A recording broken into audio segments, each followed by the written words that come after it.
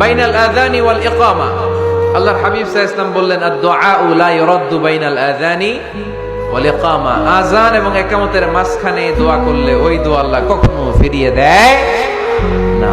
জোহরের আযান হইছে, সুন্নত নামাজ পড়ে বসে আছেন, মুয়াজ্জিন সাহেব আসে না, ইমাম সাহেবও বেরোয় না, এই সময়টা অনেকে কিছুই করে না, ঘড়ির দিকে তাকায় থাকে, মোবাইল টিপে, পাশের লোকের সাথে কথা বলে। কিন্তু এটা যে it's a very high time to make দোয়া, এটা যে দোয়া করার সবচেয়ে দামি সময়, এটা অনেকে টেরই পায় না। ইউসুফের খিলের ভাইয়েরা, আপনাদের মনে থাকবে তো, আযান ইকামতের মাঝখানে সময় পাইলে কি করবেন?